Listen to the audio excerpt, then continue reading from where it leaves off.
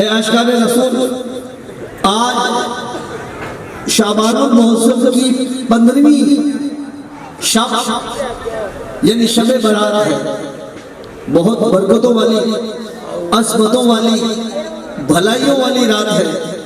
آج کی رات دعائیں قبول ہوتی ہیں، رزق تقسیم کیا جاتا ہے، اور سال بھر کے رزق کا آج کی رات فیصلہ ہوتا ہے۔ حدیث پاک میں ہے جب شعبان کی درمیانی یعنی 15ویں رات آئے تو اس رات قیام یعنی عبادت کرو، دن کو روزہ رکھو، بے شک اس رات سورج غروب ہوتے ہی اللہ پاک اپنی شایان شان آسمان دنیا پر تجلی فرماتا ہے اور ارشاد فرماتا ہے کوئی مجھ سے مغفرت مانگنے والا کہ میں اسے معاف کر دوں، ہے کوئی رزق مانگنے والا کہ اسے عطا کروں، ہے کوئی پریشان حال کہ اس کی پریشانی دور فرماؤں، ہے کوئی ایسا، اور طلوع فجر تک یوں ہی اعلان ہوتا رہتا ہے۔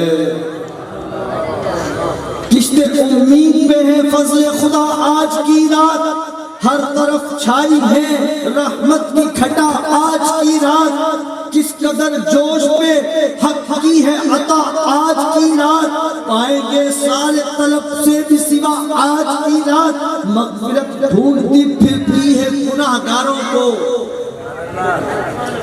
مغفرت ڈھونڈتی پھرتی ہے گناہگاروں کو، مہرباں کتنا ہے بندوں پہ خدا آج کی رات، کوئی محروم نہ رہ جائے زمین پر سائل، آسمانوں سے یہ آتی ہے صدا آج کی رات۔ جہنم سے چھٹکارے کی رات، اللہ پاک ہمیں آج کی رات کی قدر کرنے کی توفیق نصیب فرمائے۔ حدیث پاک کے مطابق اس رات بنو کلب کی بکریوں کے بالوں کے تعداد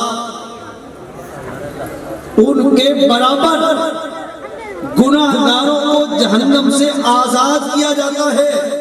بنو کلب عرب کا ایک قبیلہ تھا، کتابوں میں لکھا ہے کہ یہ لوگ بہت زیادہ بکریاں پالا کرتے تھے۔ میرے پیارے میٹھے محترم اسلامی بھائیوں، آپ میں ہم ذرا غور کریں کہ آج کی رات اللہ رب العزت کی رحمت کس قدر برستی ہے کہ روایت کے مطابق تو بتایا گیا کہ اس وقت جو قبیلہ بنو کلب تھا، اور قبیلہ بنو کلب کی جو اس وقت شہرت تھی، وہ وجہ شہرت کیا تھی کہ وہ کثرت سے بکریاں پالا کرتے تھے۔ اب آپ میں ہم ذرا غور کریں کہ اگر ایک بکری کے جسم پر موجود بال اگر ہم میں سے کوئی گننے کی کوشش کرے، ہم نہیں گن سکتے۔ ایک بکری کے جسم پر کتنے بال ہیں ہم شمار نہیں کر سکتے۔ اب قبیلہ بنو کلب کی بکریاں نہ جانے کتنی ہوگی، اللہ بہتر جانے، اللہ کا رسول بہتر جانے، اور پھر ان بکریوں پر بال کتنے ہوں گے ہم سوچ بھی نہیں سکتے۔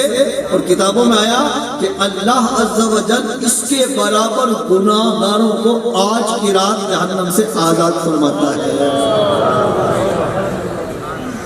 ان کی مغفرت کر دی جاتی ہے۔ مگر 10 بدبخت، غور کیجئے گا میرے پیارے میٹھے محترم اسلامی بھائیوں، اللہ کی رحمت اس قدر رحمت آج جوش پر ہوتی ہے کہ اتنی تعداد کے اندر جہنم سے لوگوں کو آزاد کیا جائے گا، مگر اس کے باوجود 10 لوگ ایسے ہیں، 10 اعمال ایسے ہیں، وہ 10 کام اللہ اور اللہ کے رسول کی ناراضگی کے ایسے ہیں کہ کتنا بدبخت ہے وہ شخص کہ آج کی رات بھی اس کی مغفرت نہیں کی جاتی ہے۔ نمبر 1 شراب کا عادی، نمبر 2 ماں باپ کا نافرمان، نمبر 3 زنا کا عادی، نمبر 4 رشتے توڑنے والا، نمبر 5 تصویر بنانے والا، نمبر 6 چغل خور، نمبر 7 کاہن یعنی کہ نجومی، نمبر 8 جادو ٹونا کرنے والا، نمبر 9 تکبر کے ساتھ پاجامہ تہمت ٹخنوں سے اوپر نیچے لٹکانے والا، نمبر 10 مسلمانوں سے بلا اجازت شرعی بغض و کینہ یعنی دل میں دشمنی چھپانے والا آج کی رات بھی مغفرت کی سعادت سے محروم رہتا ہے۔ مغفرت کا ہوں تجھ سے سوالی، پھیرنا اپنے در سے نہ خالی، مجھ گناہگار کی التجا ہے، یا خدا تجھ سے میری دعا ہے، نار دوزخ سے مجھ کو اما دے، مغفرت کر کے باغ جنا دے، کر دے رحمت میری التجا ہے، یا خدا تجھ سے میری دعا ہے۔ اللہ پاک آج کی اس بابرکت رات کے صدقے ہم سب کو مغفرت کی خیرات نصیب فرمائے، سچی توبہ کی توفیق ملے، گناہوں سے نفرت ہو، نیکیوں کی کثرت ہو، اللہ پاک اور اس کے پیارے حبیب صلی اللہ علیہ وسلم کی رضا آج کی رات ہم سب کو نصیب ہو جائے۔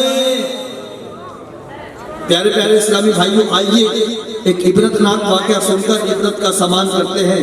حضرت مرثد بن حوشب رحمت اللہ علیہ فرماتے ہیں کہ میں حضرت یوسف بن عمر رحمت اللہ علیہ کی خدمت میں حاضر ہوا، ان کے پاس ایک عجیب شخص بیٹھا ہوا تھا کہ جس کے چہرے کا کچھ حصہ لوہے کا تھا۔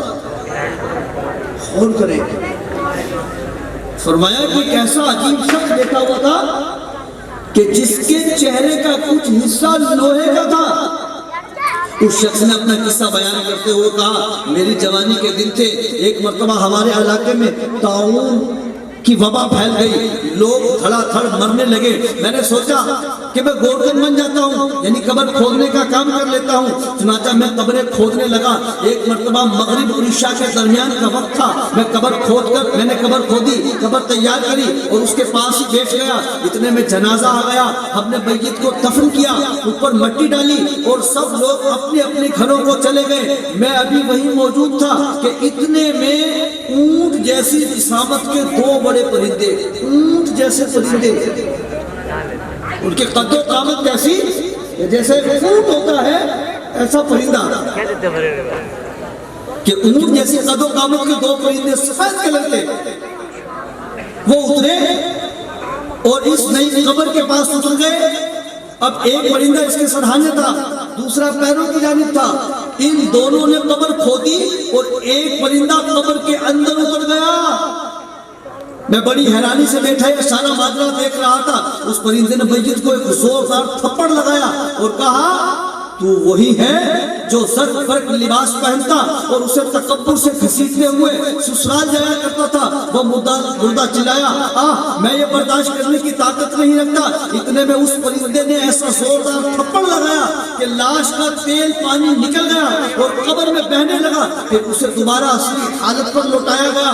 پرندے نے پھر کہا، تو وہی نہیں جو زرد فرق لباس پہن کر تکبر سے گھسیٹتے جایا کرتا تھا۔ یہ کہہ کر اس نے پھر ایک زوردار ضرب لگائی اور یوں ہی 3 مرتبہ اس لاش کے ساتھ یہ کیا گیا۔ اتنے میں اس پرندے کی مجھ پر نظر پڑ گئی۔ اس نے اپنے ساتھ والے پرندے سے کہا کہ اللہ اسے رسوا کرے، اسے دیکھو یہ کہاں بیٹھا ہوا ہے۔ یہ کہہ کر اس نے مجھے بھی ایک زوردار تھپڑ مارا، ایسا زوردار تھپڑ تھا کہ میں ساری رات بے ہوش رہا۔ صبح جب ہوش آیا تو نہ وہاں پرندے تھے نہ قبر میں کچھ نظر آیا، وہ نئی قبر بھی عام قبروں کی طرح تھی، اور یہ میرا جو چہرہ تم دیکھ رہے ہو یہ اس تھپڑ کا اثر ہے کہ میرے چہرے کا کچھ حصہ لوہے کا بن گیا۔ پیارے پیارے اسلامی بھائیوں، ہم ذرا غور کریں، یہ کتنا سخت عذاب تھا کہ ایک تھپڑ اتنا زور تھا کہ لاش پگھل کر بہ گئی، اسے پھر پہلے والی حالت پر لوٹایا گیا، پھر تھپڑ لگایا گیا۔ یاد رکھیے عذاب قبر حق ہے، اللہ پاک ہمیں عذاب قبر سے بچائے۔ ہم اپنے بارے میں سوچیں، اللہ نہ کرے اگر ہمیں ایسی مار ماری جائے تو کیا ہم برداشت کر پائیں گے؟ میرے پیارے میٹھے محترم اسلامی بھائیوں، ہمارا نازک بدن، ہم یہ نازک سے اپنے جسم کے اوپر کیا ان واروں کو برداشت کر پائیں گے؟ کیا عذاب قبر کو برداشت کرنے کی ہم میں شکت ہے؟ نہیں، ہرگز نہیں۔ اللہ پاک ہمیں اس برائی سے بچا کر رکھے۔ تکبر بہت ہی سخت گناہ ہے، حرام ہے، جہنم میں لے جانے والا کام ہے۔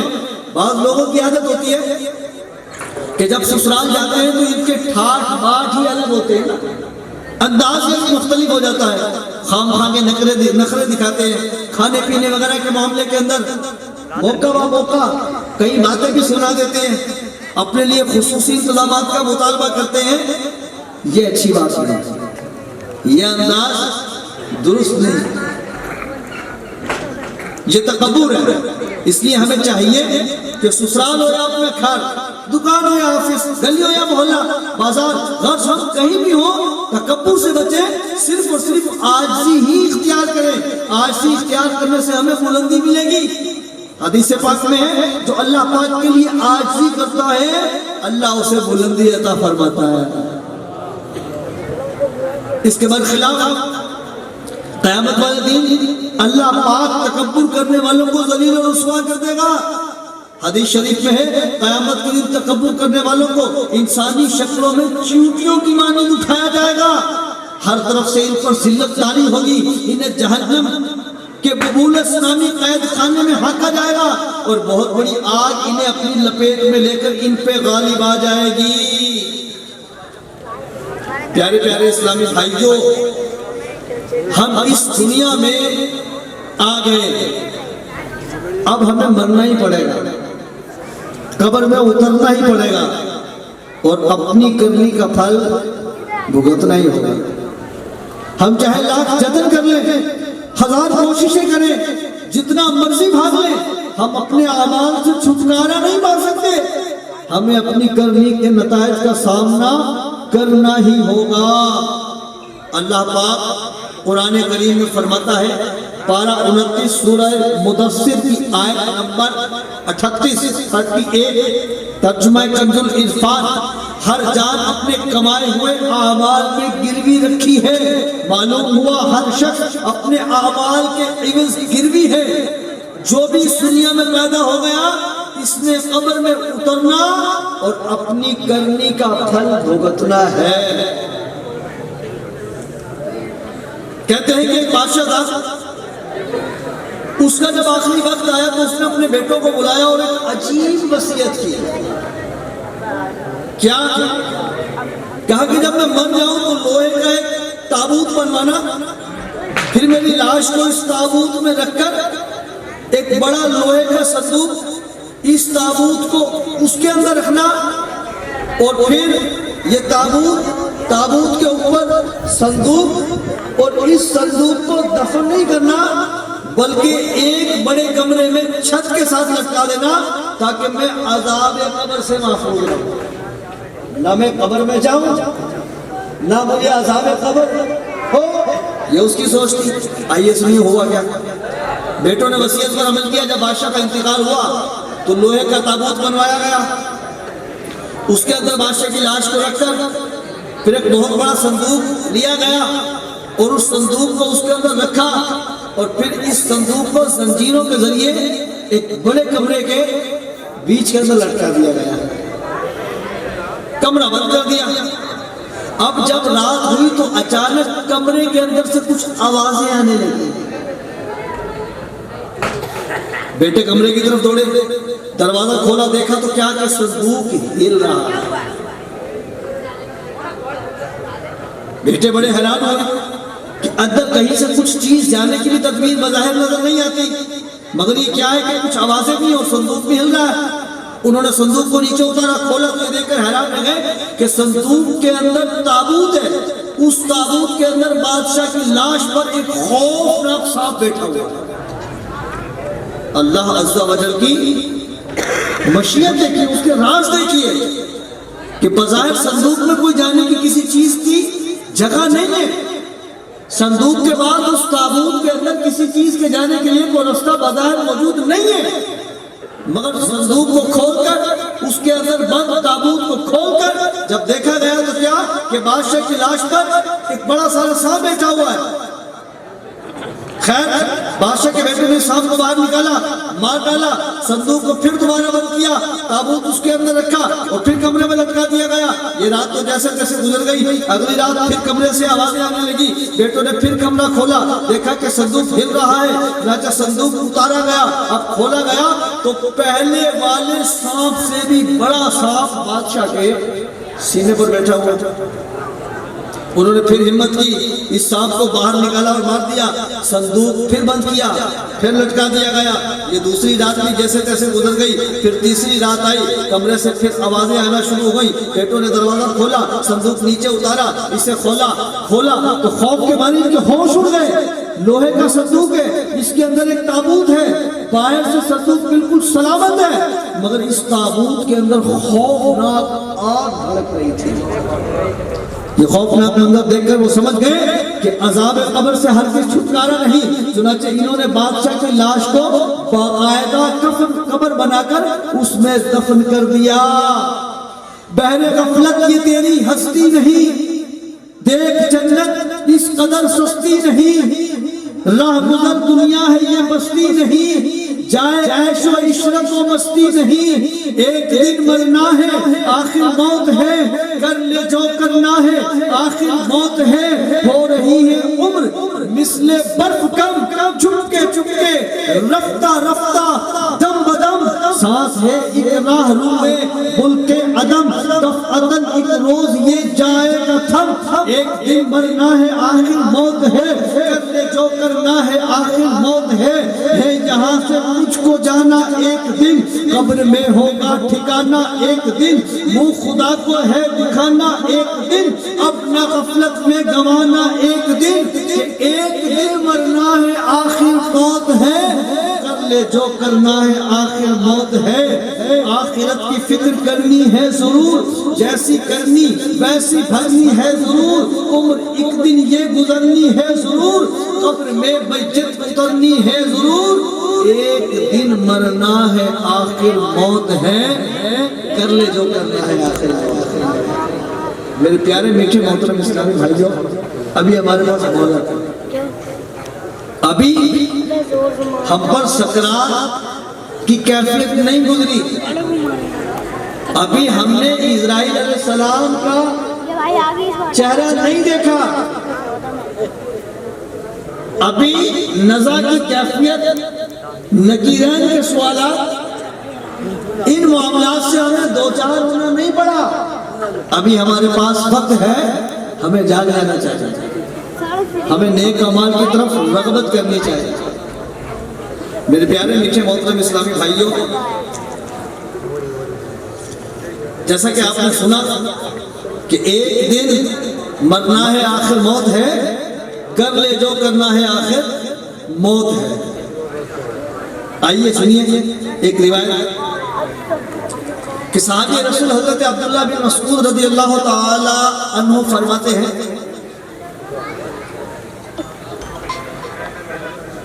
اللہ رب العزت نے قرآن مجید فرقان حمید میں ارشاد فرمایا، پارہ 16 سورہ طہ آیت نمبر 124، ترجمہ کامل عرفان، اور جس نے میرے ذکر سے منہ پھیرا تو بے شک اس کے لیے تنگ زندگی ہے۔ صحابی رسول حضرت عبداللہ بن مسعود رضی اللہ تعالیٰ عنہ فرماتے ہیں، اس آیت کریمہ میں تنگ زندگی سے مراد قبر کا عذاب ہے۔ جو اللہ کے ذکر سے منہ پھیرے، جو اللہ اور اللہ کے رسول کے فرامین کی روگردانی کرے، جو اللہ اور اللہ کے رسول کی ناراضگی کے کام کرے، فرمایا تو بے شک اس کے لیے زندگی تنگ ہے۔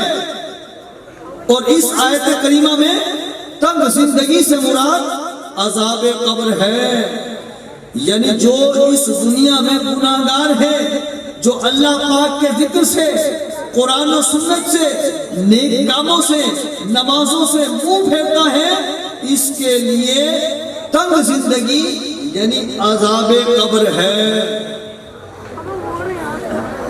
صحابی رسول حضرت ابو ہریرہ رضی اللہ تعالی عنہ فرماتے ہیں کہ ایک دن نبیوں کے نبی رسول ہاشمی صلی اللہ تعالی علیہ وسلم نے یہ آیت کریمہ پڑھی، پارہ 16 سورہ طہ کی آیت نمبر 124، ترجمہ کامل عرفان، اور جس نے میرے ذکر سے منہ پھیرا تو بے شک اس کے لیے تنگ زندگی ہے۔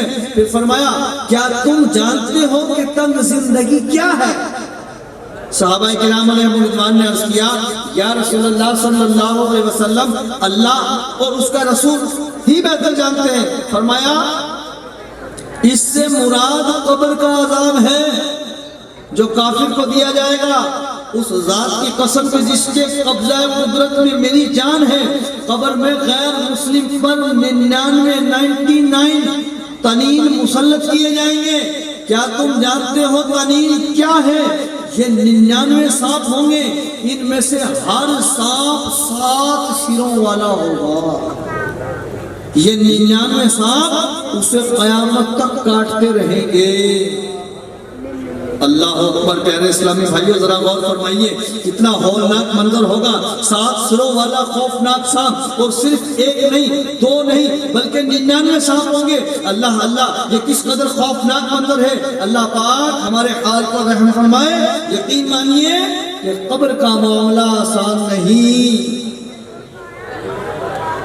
قبر پہلی منزل ہے،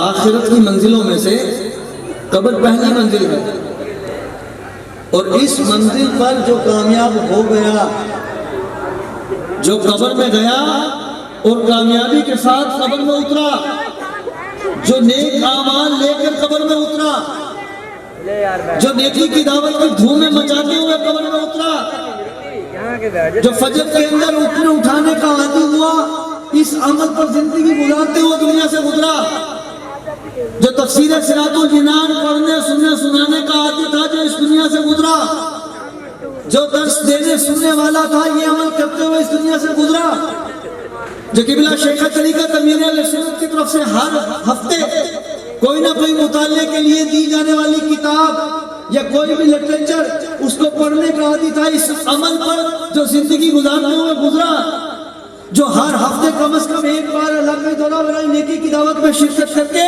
لوگوں کو خیر کی دعوت پہنچانے، برائی سے روکنے کا کام کرتے ہوئے دنیا سے گزرا، جو ہفتہ وار سنت بڑے اجتماع میں شرکت کرنے کرانے والے کام پر عمل کرتے ہوئے گیا، جو ایک دن رائے خدا عز و جل میں سفر کرتے ہوئے اس عمل کے مطابق زندگی گزار کر دنیا سے گیا، جو ہر ہفتے قبلہ شیخ طریقہ امیر اہل سنت کی بارگاہ میں بیٹھ کر ان کی صحبت کے اندر بیٹھ کر علم دین سیکھنے کے عمل سیکھنے والے اس کام پر عمل کرتے ہوئے دنیا سے زندگی گزار کر گیا، جو کم از کم ہر مہینے دعوت اسلامی کے مختلف جو کورسز ہوتے ہیں، مقصود تو فرائض علوم سیکھنا ہے نا، فرائض علوم سیکھتے ہوئے ان کورسز کے ذریعے اپنی تربیت کر کے نیک اعمال کرتے ہوئے گیا، جو روزانہ فکر مدینہ کرتے ہوئے اپنے اعمال کا محاسبہ کرتے ہوئے نیک بننے کا نسخہ اس پر عمل کرتے ہوئے زندگی گزار کر گیا، جو کم از کم ہر مہینے 3 دن مدنی قافلے میں سفر کر کے اپنی اور ساری دنیا کے لوگوں کی اصلاح کی کوشش کرنے والے کام پر عمل کرتے ہوئے گیا، جو ان نیک اعمال کے ذریعے اپنے رب کو راضی کرنے میں کامیاب ہو گیا، اور ان نیک اعمال کی سوغات کے ذریعے جو قبر میں اترا، قبر کی پہلی منزل میں کامیاب ہوا، تو اب اللہ نے چاہا تو تمام اگلی منزلیں بھی اس کے لیے آسان ہیں۔ قبر آخرت کی منزلوں میں سے پہلی منزل ہے۔ قبر روزانہ 7 مرتبہ یہ اعلان کرتی ہے، 1 دفعہ نہیں، 2 دفعہ نہیں، 7 مرتبہ۔ آج ہم قبرستان جاتے ہیں، کیفیت ہی نہیں بنتی، قبروں کو دیکھتے ہیں، لوگ تدفین کے موقع پر بھی مذاق مسخری کرنے سے باز نہیں آتے، حالانکہ اگر دل زندہ ہونا تو یہ جنازے، یہ اٹھتے ہوئے جنازے عبرت کے لیے کافی ہے۔ اگر دل زندہ ہو تو یہ میت کو کاندھا دینا ہمارے لیے عبرت کے لیے کافی ہے۔ اگر دل زندہ ہو تو یہ کسی کو غسل دینا ہمارے لیے کافی ہے۔ اگر دل زندہ ہو تو کسی کو کفن پہنانا ہی ہمارے لیے کافی ہے۔ اگر دل زندہ ہو تو کسی پر مٹی ڈالنا ہی ہمارے لیے کافی ہے۔ یار کتنی بڑی عبرت ہے۔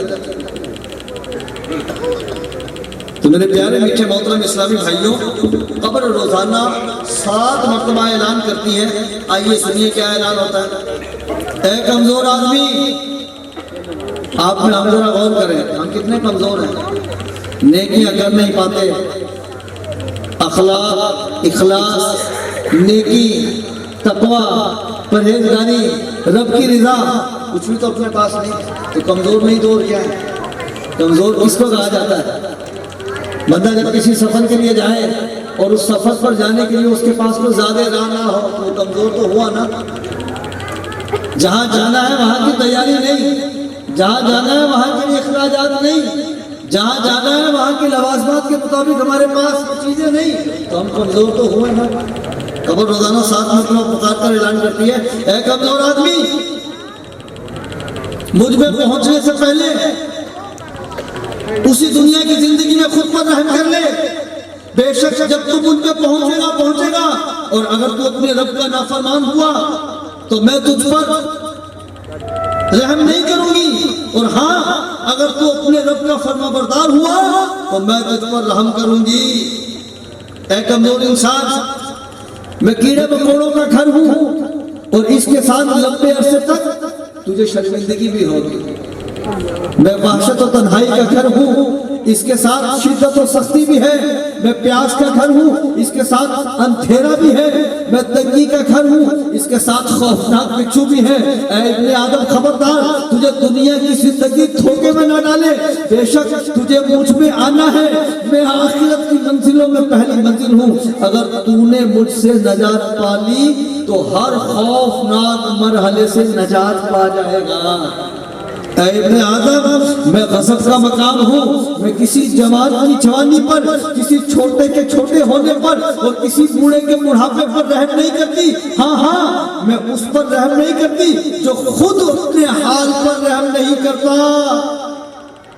قبر روزانہ یہ کرتی ہے پکار، مجھ میں ہے کیڑے مکوڑے بے شمار، یاد رکھ میں ہوں اندھیری کوٹھڑی، تجھ کو ہوگی مجھ میں سن وحشت بڑی، میرے اندر تو اکیلا آئے گا، ہاں مگر اعمال لیتا آئے گا، ہم اندھیری قبر میں جب جائے گا، بے عمل بے انتہا گھبرائے گا، جب تیرے ساتھی تجھے چھوڑ آئیں گے، قبر میں کیڑے تجھے کھا جائیں گے، قبر میں تیرا کفن پھٹ جائے گا، یاد رکھ نازک بدن پھٹ جائے گا، تیرا ایک بال تک چھڑ جائے گا، خوبصورت جسم بھی سڑ جائے گا۔ آج ہم کتنا اپنا خیال رکھتے ہیں، اپنی صحت کا، صفائی ستھرائی کا ہونا چاہیے، زیب و زینت کرنی چاہیے، دائرہ شریعت کے اندر رہتے ہوئے صاف ستھرا رہنا چاہیے۔ اللہ جمیل و یحب الجمال، صفائی ستھرائی کریں، زیب و زینت کریں، مگر میرے پیارے میٹھے محترم اسلامی بھائیوں، ذرا یہ بات بھی تصور کے اندر لائیں کہ اگر نیک اعمال نہ کیے، اگر نیکیاں پاس نہ ہوں، اگر رب کی نافرمانی کرتے ہوئے قبر میں اتار دیے گئے تو پھر ہماری زیب و زینت کہاں جائے گی؟ پھر ہماری صفائی ستھرائی خوش لباسی یہ کہاں کس کام آئے گی؟ پھر تو کیڑے مکوڑے ہماری لاش سے چپکیں گے۔ تو میرے پیارے میٹھے محترم اسلامی بھائیوں، سمجھداری اس میں ہے کہ جب قبر میں میت اترنی ہے تو کیوں نہ ہم اپنے رب کو راضی کر کے قبر میں اتریں، کیوں نہ نیک اعمال کر کے قبر میں اتریں کہ اللہ اور اللہ کے رسول کی فرما برداری کے مطابق زندگی گزاریں گے، قبر کے اندر اتریں گے تو انشاءاللہ ہمیں نہ قبر میں شرمندگی ہوگی اور نہ قبر ہماری تنگ و تاریک ہوگی، بلکہ نور مصطفیٰ صلی اللہ علیہ وسلم سے جگمگاتی ہوگی۔ اور پیارے آقا صلی اللہ علیہ وسلم کرم فرمائیں گے، جب قبر میں تشریف لائیں گے تو کیا کہ قبر میں لہرائیں گے تا حشر چشمے آدم پڑھتے ہیں نا، قبر میں لہرائیں گے تا حشر چشمے نور کے، کہ جلوہ فرما ہوگی جب طلعت رسول اللہ صلی اللہ علیہ وسلم کی طلعت ہماری قبر میں جلوہ تب ہوگی کہ جب ان کی سنتوں پر ہم زندگی میں عمل کریں گے، ان کی سنتوں کے مطابق ہم زندگی گزاریں گے۔ جب ان کی سنت کے مطابق ہم زندگی گزاریں گے تو پھر انشاءاللہ قبر میں طلعت رسول صلی اللہ علیہ وسلم بھی ہوگی۔ صلو علی الحبیب صلی اللہ تعالی علیہ